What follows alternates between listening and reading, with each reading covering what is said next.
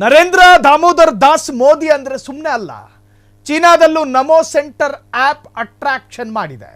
Social ಮೀಡಿಯಾದಲ್ಲಿ Modi number 1 trending.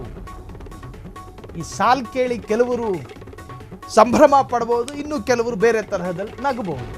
ಚೀನಾದಲ್ಲೂ ನಮೋ centre app attraction. Social ಮೀಡಿಯಾದಲ್ಲಿ Modi number 1 trending. China ಪ್ರವಾಸ 3ನೇ ದಿನವೂ ಮೋದಿ ಒಂದು ತರಹದಲ್ಲಿ ಬ್ಯುಸಿ ಇದ್ರು. ಜಿನ್ಪಿಂಗ್ ಪುಟಿನ್ ಜೊತೆ ನರೇಂದ್ರ ಮೋದಿ ಮಂಥನ ನಡೆಸಿದ್ದಾರೆ. ಇವತ್ತು ಮೇಡ್ ಇನ್ ಚೀನಾ ಕಾರಲ್ಲಿ ನರೇಂದ್ರ ಮೋದಿ ಪಯಣ.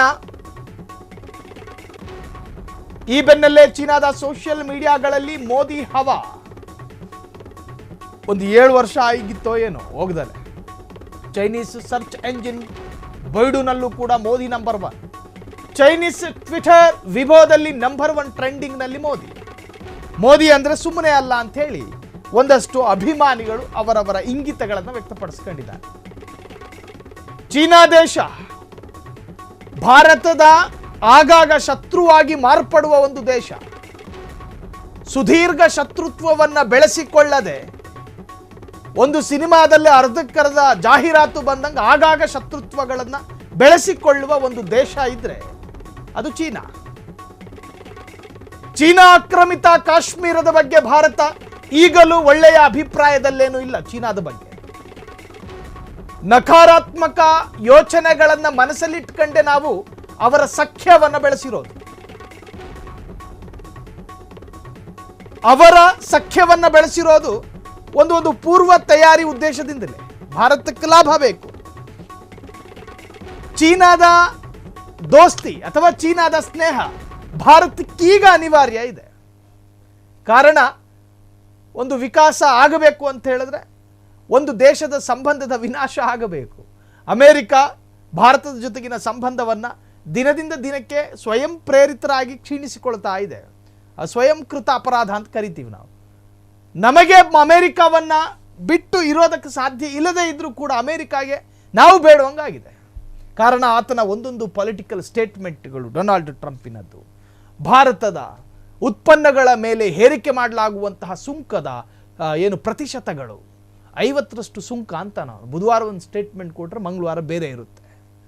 ಸೊ ಈ ತರಹದ ಜಾಗತಿಕ ವಿದ್ಯಮಾನಗಳು ಭಾರತವನ್ನು ಬೇರೆ ಬೇರೆ ತರಹದ ಯೋಚನೆಗೆ ಅವಕಾಶ ಮಾಡಿಕೊಡ್ತು. ಚೀನಾ ಜೊತೆ ಸರಿಸುಮಾರು, ನನ್ನ ನೆನಪಿನ ಶಕ್ತಿ ಸರಿ ಇದ್ರೆ 6ರಿಂದ 7 ವರ್ಷ ಆಯಿತು ಅನಿಸುತ್ತೆ. ಅದರ ಸ್ನೇಹವೇ ಬೇಡ. ನಿಮಗೆ ಗೊತ್ತಿರ್ಬೋದು, ಒಂದು ಸಂಘರ್ಷದ ಬೆನ್ನಲ್ಲೇ ತೆಗೆದುಕೊಂಡಂತಹ ಭಾರತ ಗಟ್ಟಿ ನಿರ್ಧಾರ ಅದು.